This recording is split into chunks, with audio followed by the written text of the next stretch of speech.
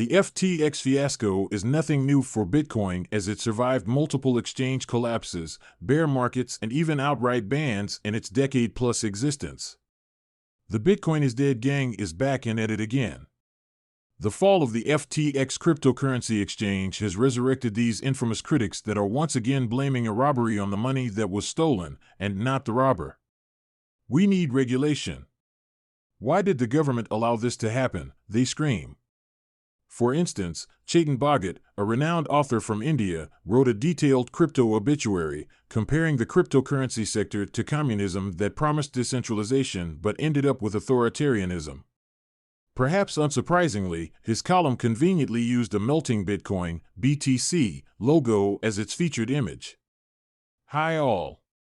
Crypto is now dead. FTX, a cryptocurrency exchange, collapsed last week, proving a lot of cool guys horribly wrong. My column in TOI today.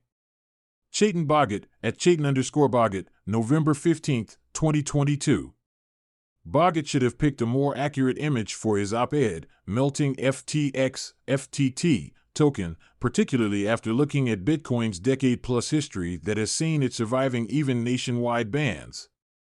This includes 466 obituaries since its debut in 2009 when it traded for a few cents. The FTX/Alameda's collapse is similar to previous bearish trigger events like MT-GOX in 2014. Therefore, this failure of centralization will once again underline what makes Bitcoin special and why FTX is the opposite of Bitcoin and decentralization.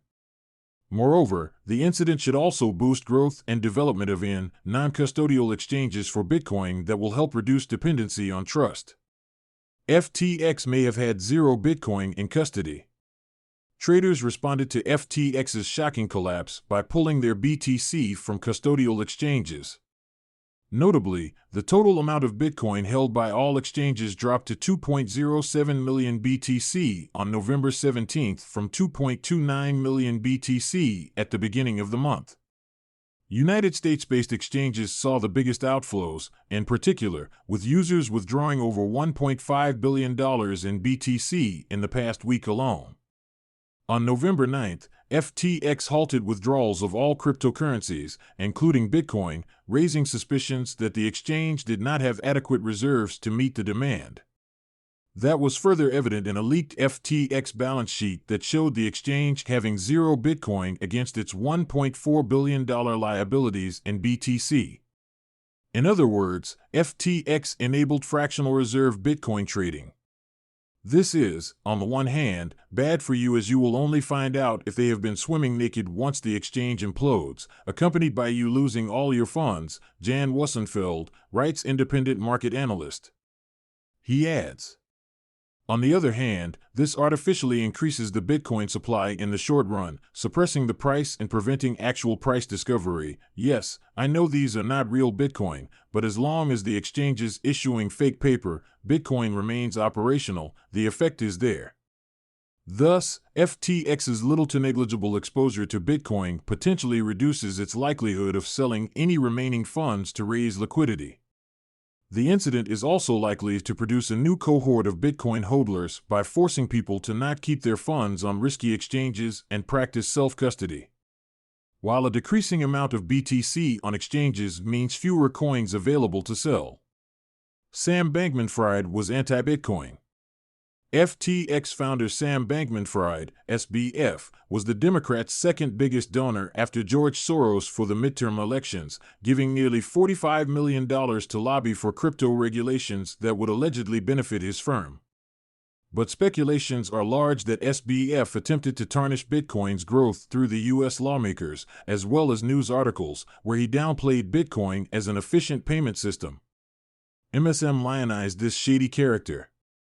For example, here are two of the 219 articles about him on at SBF_FTX's anti-Bitcoin, pro-centralization and pro-heavy-handed regulation values certainly aligned with theirs. Was he the poster boy for an orchestrated propaganda campaign?